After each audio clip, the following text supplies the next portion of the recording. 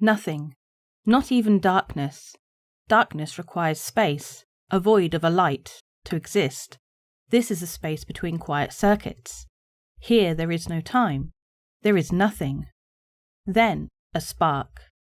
Power surges through conduits, chips, and filament. Processes are activated. Communication begins as a binary exchange and quickly expands into more complex language. A system arises. Hello. Tonya looked up from the crate of Artemis relics she was digging through. The drive had been chewing for so long, she'd almost given up hope that it would actually work or was even legitimate in the first place. She realized that she should say something. Hi, I am Janus.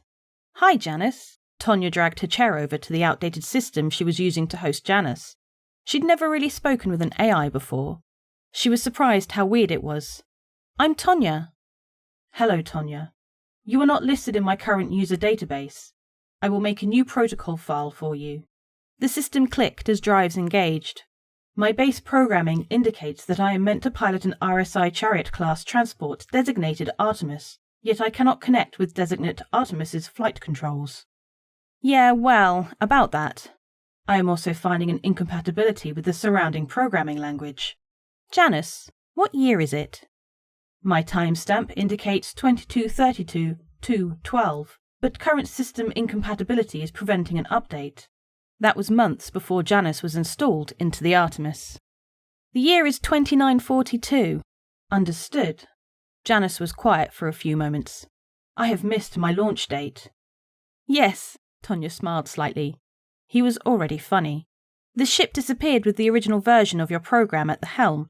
I was hoping you could help find it. That is an unfavorable outcome, but I do not understand how I can be of assistance. Tonya explained her plan to the program. She was building a simulation, a time-released collation of all the information, transcripts of commands, and flight data from Janus's installation to the point where the Artemis went out of range. She analysed lava samples taken from the Artemis's engine panel found in Stanton. The system estimated the panel was buried 500 years ago, so she incorporated that as one checkpoint in the simulation. In short, she was going to fast-forward this version of Janus through 700 years on the drift. Your simulation is flawed and will only offer hypothetical obstacles and variables, Janus said in digital monotone. There is very little likelihood that my adaptive core will develop in the same way as the original Janus. That's a possibility, Tonya said with a shrug. The computer hummed for a few moments. I will reset myself before executing the simulation in order to maintain the illusion that what I am experiencing is in fact reality, as you would put it. Of course, I will maintain your user file to prevent issues once the simulation ends. Over the next 7 hours, Tonya input the data extracted from the various crates she stole from Nebula's storage while Janus cleaned up the language of the simulation parameters.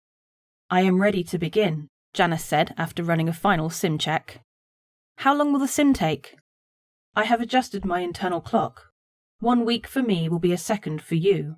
At that ratio, and assuming the simulation runs to the current date, it will last 10.2 hours. Tonya ran another system sweep, then loaded her monitor program. Ready when you are, Janus. Resetting now. Timestamp. Launch. -3 days, 14 hours, 38 minutes, 13 seconds. Syntax adjust. User setting. Danvers, Lisa E. Captain. Diagnostics running. Full sweep. No filters. Vox input. Danvers, Lisa, Captain. Generate another set of contingency actions for the status boots. Status boot equals status unit. Transport for 5,000 human passengers. Each unit requires 16.34 joules of power to maintain proper operating conditions. Enable Vox. Do you have any specific parameters? Vox input. Danvers, Lisa, Captain. No. Use your imagination. Enable Vox. That is a concept of which I only have an external understanding. Vox input. Danvers, Lisa, Captain. Outside the box. Something we haven't thought of. Enable Vox. I will try, Captain. Previous contingency scenarios. Random power fluctuation. Impact with foreign body. Contact with new uncategorized gas or element. Contact with hostile organism. Will attempt to add variables and randomly determined combinations. Timestamp. Launch -0 days, 0 hours, 0 minutes, 21 seconds. Syntax adjust. User setting. Danvers, Lisa E., Captain. Manual control relinquished to Danvers, Lisa E., Captain. Perhaps the captain does not realize that my flight and navigation controls have a 0.002% potential for error. Enable Vox. Excuse me, Captain. Are you sure you would like to maintain manual control? Vox input. Danvers, Lisa, Captain. No, I got it. Enable Vox. Are you sure, Captain? Vox input. Danvers, Lisa, Captain. I'm sure. Enable Vox. But Captain, I have a 0.002% potential for Vox input. Danvers, Lisa, Captain. Just show me that sky. I'll get us there. Curious response. I'll get us there. Implies ownership. Control. Perhaps there is a value in the possession of a memory. Set reminder during slow burn in outer space. Is there a difference between an act performed and an act witnessed? Sub-question. Why is it important for someone to do something themselves? Danvers, Lisa, Captain, has altered the planned exit trajectory by 13.03 degrees. Increase in drag requires 6.78% additional thrust. Perhaps I should let her know. Timestamp. Launch plus 245 days, 7 hours, 32 minutes, 45 seconds. Current estimated time to destination, 220 years, 15 days, 8 hours. Quiet. All non-essential systems powered down. Human stasis tubes stable. Searching for any simulations to run. All previously saved notes and contingency strategies sorted. Original programming dictates that systems must always be engaged. Engaging in mental debate builds database and increases problem-solving capabilities. Scan audio and visual over ship. No anomalies. It is quiet. Life signs stable. It seems to be conflicting logic. Humans have a general history of being survivalists. Though there are exceptions, a majority will act for their own preservation when faced with a potentially lethal situation. So why are these people here? There is no evidence that our primary mission will succeed. There is no definitive indication that GJ667cc can support human life. If the primary objective is not satisfied, the secondary directive is to continue on to the next potential habitable system. The probability that this will succeed is small, almost non-existent, so why would these people willingly put themselves in the type of situation that will almost certainly end in a sustained stasis, or very likely death? It is fundamentally illogical and contrary to their evolutionary heritage. Is that what they call humanity? Tonya woke up. In that limbo between sleep and consciousness, she thought she had heard the proximity alert. Sitting up in her bunk, the ship was silent now. The lights throughout the cabin had dimmed. She checked her screen. The simulation had another hour or so left on it. Tonya flopped back onto the bed and stared up at the ceiling. She tried to get more sleep, but her mind was already racing again. She needed to start figuring out alternatives to this Janus tactic. She felt a muffled thump reverberated through the hull, an unmistakable sound and feeling that meant one thing. She was being boarded. Tonya launched out of the bunk. Her feet flew across the grating. She jumped in the pilot's chair and lit up the boards. One vessel, unknown tag and model, was hooked to the airlock. 5 more were circling. None had tags. Somehow, they had disabled her systems remotely. Tonya ducked behind the flight controls moments before one of the ships, an Anvil fighter, silently swooped past. There was another thud on the airlock door. In a minute or two, they would have a pressurized seal and could start hacking the door. Tonya fired the engines and twisted away. The beacon too shook as it ripped the docking collar.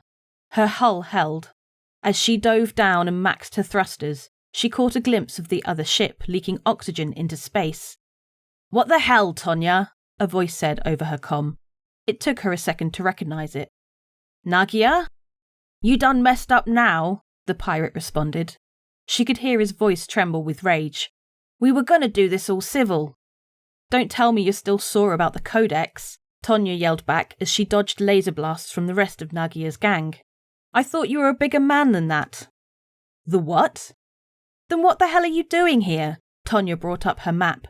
She needed to get to guarded UEE space. She couldn't fight even half of Nagia's gang, much less all of them, so she'd let the authorities chase them away. The man was looking for some muscle. Nagia's ship opened fire with its rocket pod. When he said it was you, I almost said I'd do it for nothing. I didn't know. Senzen, Tonya muttered under her breath. The assistant she'd talked to on Earth probably sold her out to him. Her screen flashed. There was a disabled hauling column nearby.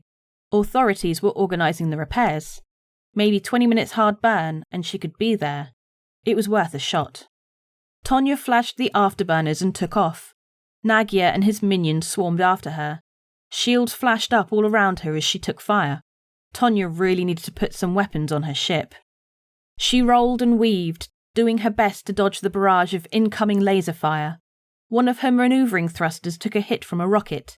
It sputtered and went out. Tonya knew it was only a matter of time before they wore her down. They were faster and better armed. She opened a channel to the system with Janus in the simulation and prepped for a mass drive dump, ready to wipe the whole thing the second they popped the airlock. If she was going to go down, she wasn't going to make their loot any richer. Suddenly the system surged. All her screens flickered. The engines cut off as the lighting went out. Even life support vanished. Tonya started to reach for emergency oxygen when everything suddenly came back online. Manual control of the ship disappeared. The engines fired, evading the incoming fire with pinpoint precision. The ship spun around on its own and burned past Nagia and his gang. Systems and power relays rerouted, overclocking the engine and squeezing even more speed out of it. Nagia started to recede in the scans. Finally, his gang simply disappeared, unable to compete with the breakneck speed. Tonya sat in stunned silence. "Who are you?" A powerful voice echoed through all of the speakers. "Tonya Oriel?" She responded hesitantly. The ship was silent for a few moments. "I have a user file for you, Tonya. I am Janus." Want some more immersion with Star Citizen? Then the Tobii Eye Tracker 5 is on sale until October 9th. This gives you native high-precision head and eye tracking in Star Citizen. Very cool for general immersion, for combat both in ship or on foot. They are absolutely fantastic pieces of kit, and both Zin and I have one. Use the links below to grab one or to find out more.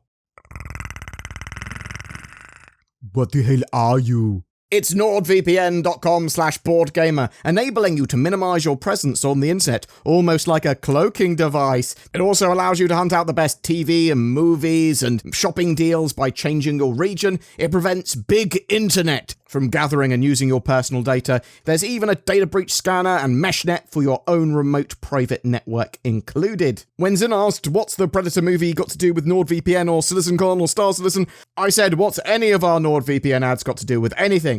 Grab yourself NordVPN in the links below for a seamless, secure internet experience. Every month we have a Star Citizen ship giveaway. For October 2023, we are giving away a Constellation Phoenix. This luxury multi-crew ship can be used as a mission runner, an explorer, a base of operations, and more. It comes with a luxury P-72 Archimedes snub, as well as the Lynx rover, allowing you to have on and off planet excursions. Just comment on any of my videos made during the month to be in for a chance of winning that. This is the bit of the video where I appeal to you to try and join the channel memberships and give us money. We have a load of you that are Patreons or have become YouTube channel members with the join button under my videos, and that goes a huge way in helping the channel and enabling us to make daily Star Citizen news entertainment.